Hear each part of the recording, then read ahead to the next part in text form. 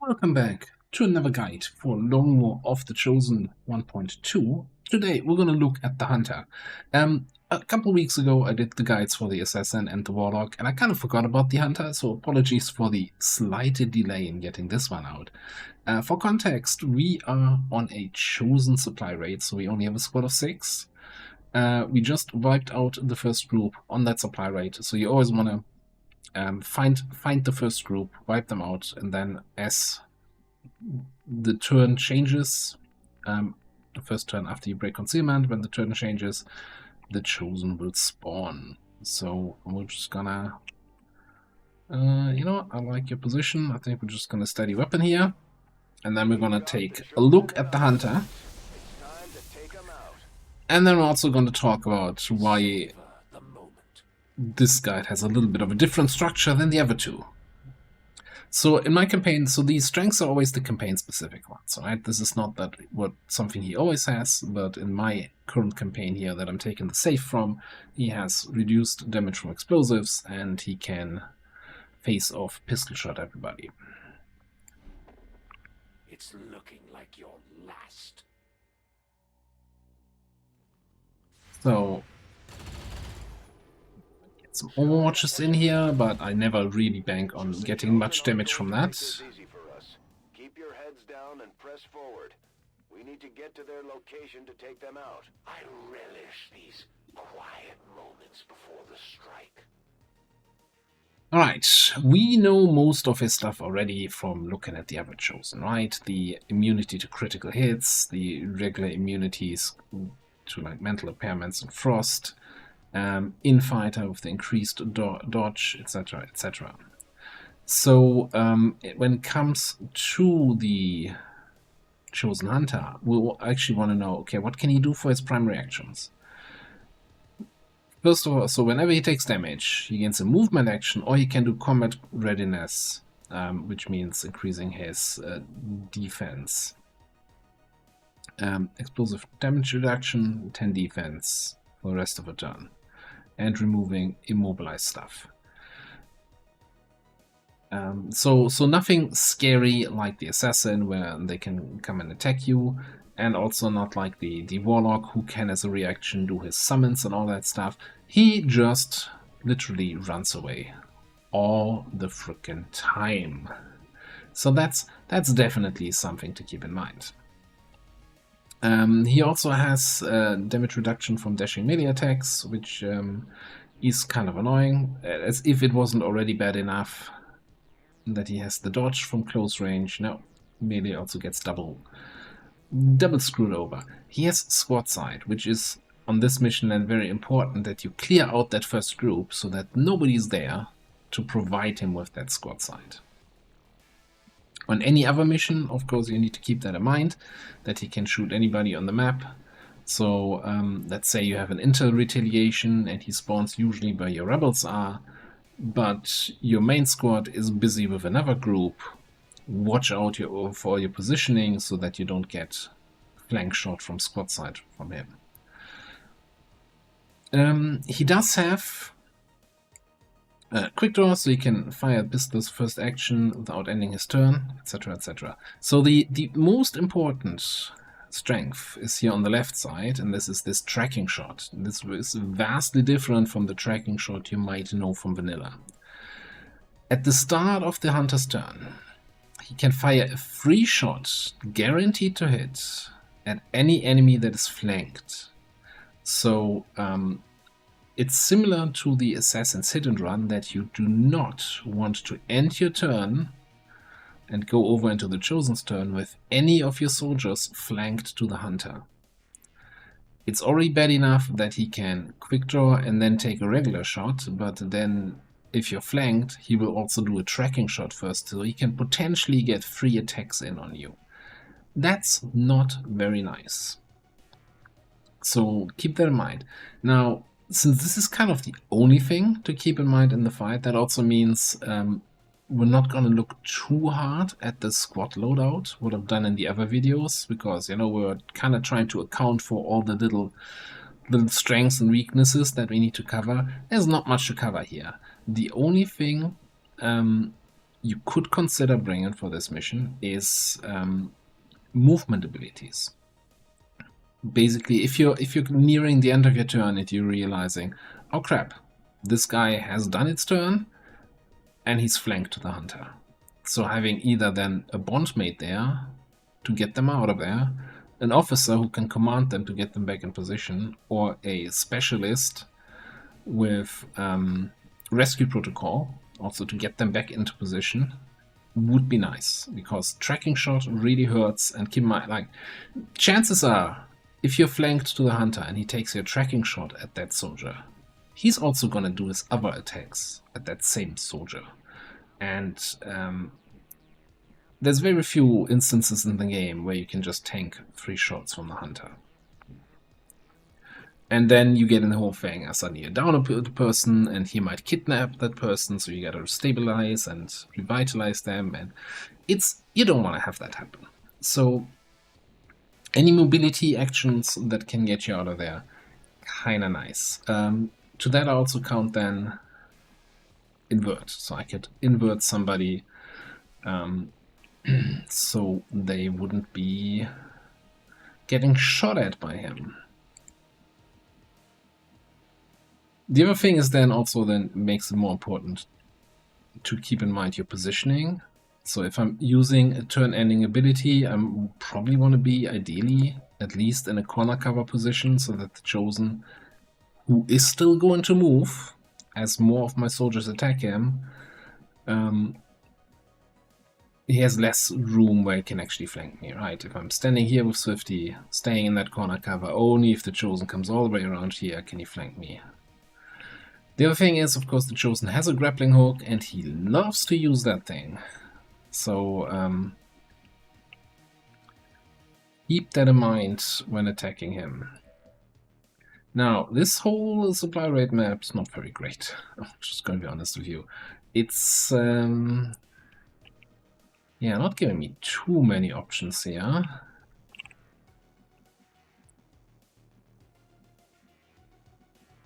Also, just to also give context for this campaign, so we have basic core weapons, advanced mech weapons. We just got our first Master Sergeant here with the first group, so it's kind of mid ranks. So I'm kind of debating right now if I want to set a focus fire with my officer on him, so we can hit more shots this turn. Downside would of course be that, well, I can't command anybody out of a bad position if it comes to that.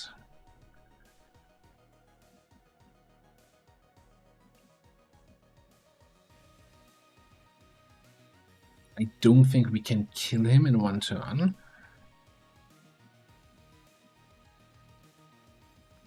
Maybe. Could of course try the good old let's fire a rocket, destroy his cover, and see if he moves to a better position for us. He probably won't. I think he's just gonna run away back behind that tree, and that's just gonna be worse. Okay. So I'm thinking we do a little bit of this.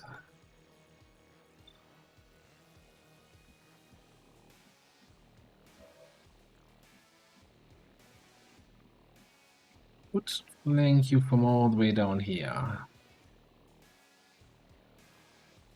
Well, if I had looked at the map more, then I would have probably tried to get somebody on that high ground.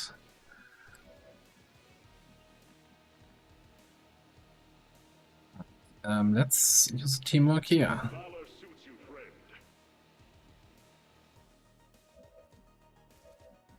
You have no use shredding, you don't have follow targeting.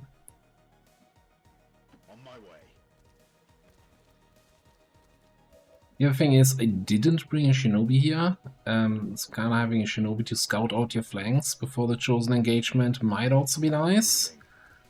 I'm just going with the strategy of let's hope for the best. Alright. Your flank is covered actually by that tree, so you know what? I think we're just gonna actually also lead the target on him. And then just open with rapid fire. He's gonna run away after the first shot anyway, so we might as well get as much damage in as we can while we have the chance.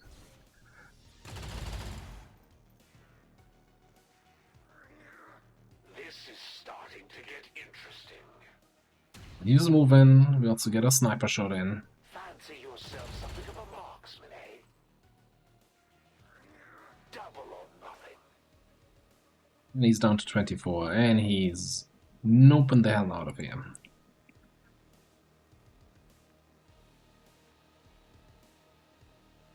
He's flankable. If I'm willing to stand out in the open, which of course I'm kinda not.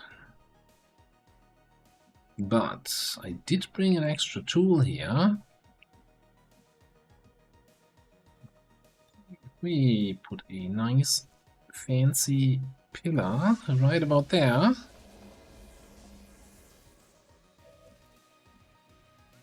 I think you're too far away, but Swifty can move up. The pillar cover, he's gonna have a flank. And that's one more rapid fire in on the Chosen. And our focus fire is stacking our aim boost here. Never forget a face, much less one that left me wounded.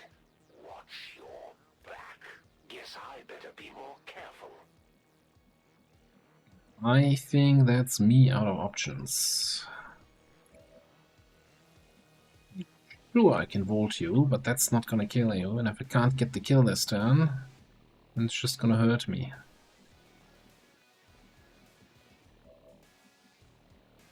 I'm thinking time to scoot. Yes, Commander. Get sharp. So everybody should be in high cover towards the Chosen. Well, he actually only sees one person. I don't think he has the mobility to flank me here, and no grapple options that get him into a better position. Unless, you know, I wouldn't be surprised if he grapples from here up here. His grapple range is kind of insane. Roger that. Scanning. Say goodnight. Is it worth living with a wound like that? Basic shot for 5. Which one of your troops should I retire first? You're just gonna be flanked and getting killed here, my friend.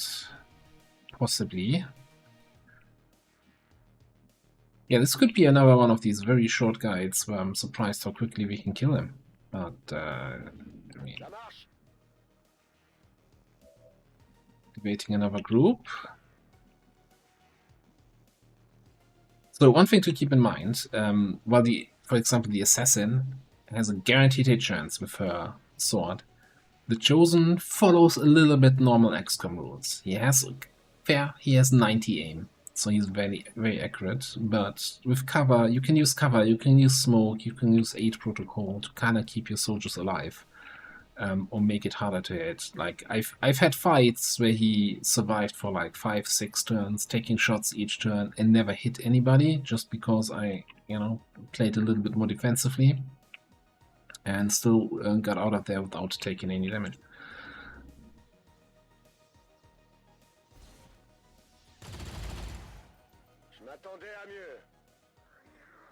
Not a bad shot, considering the shooter. Is this your first time out? So this is starting to be a little bit dangerous, because if we don't kill him now, he can certainly flank me here. Keep in mind, his shot, his tracking shot, he only gets if he starts his turn flanking you. But for example, if I were to hit him for like 2 or 3 damage and he takes his next move somewhere here behind the rock or so, then it looks much different. That being said, I think the safest way to end this here is probably a good old Volt. No chance to miss, at least 5 damage. And that's the Hunter. Even giving me some focus loot. Maybe I need to reconsider my tactics. Great job, Commander. But there's no trace of that Chosen left.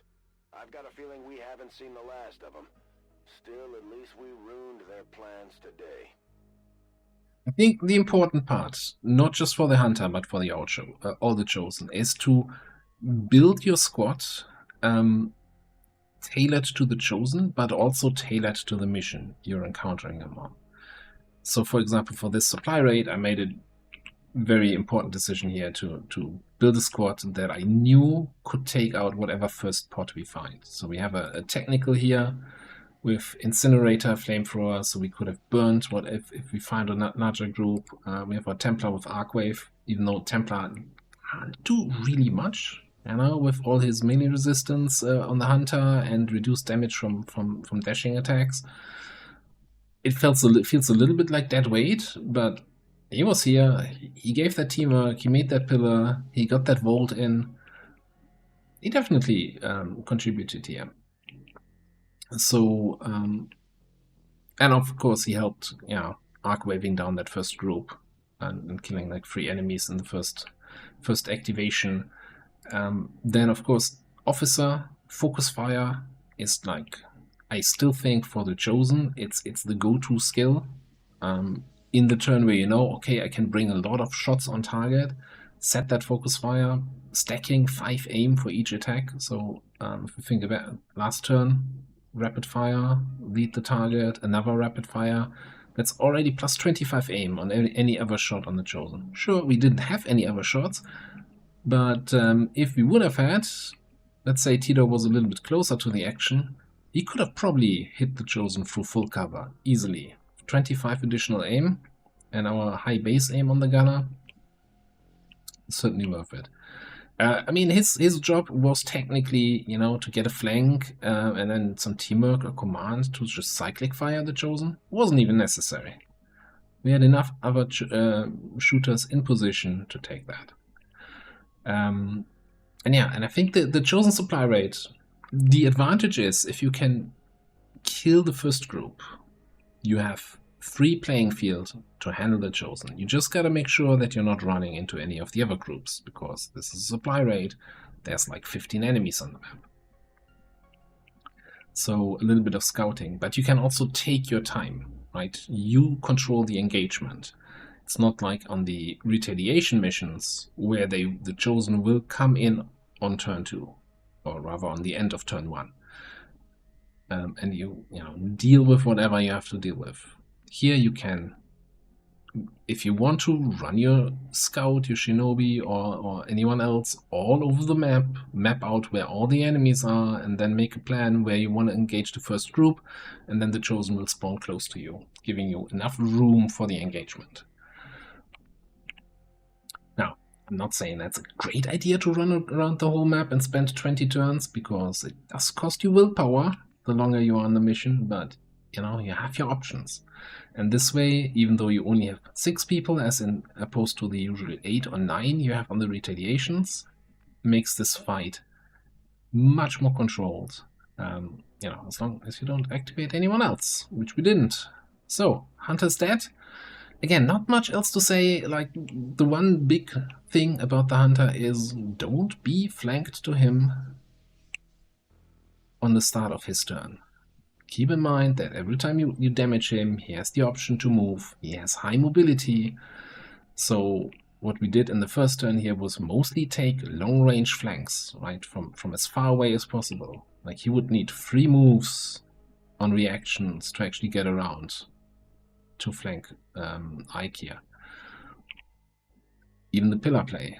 I did that as far away as possible, maximum view range to get the shots in there. So yeah, that's the Chosen Hunter, and that's the last of the Chosen guides. And again, sorry for taking my sweet time with this one, and we'll see if there's any more guides coming out in the future. I did mention at some point that I wanted to do something with pistol skills, but I honestly think I'm not gonna do that, simply because I don't play with those enough. And I think if I don't have the expertise to actually talk about this, and there's like 3 skills in there that I've never bought on any soldier, I'm not the right one to make a guide about this. I'm not gonna make a masterclass guide when I have no idea what I'm actually talking about. So I'm gonna skip those, but open to suggestions for other guide topics that you'd like to see, assuming, of course, I know what I'm talking about, and we'll might have more guides in the future. For now, I'm gonna cut it out here. Thank you so much for watching. I'll see you next time.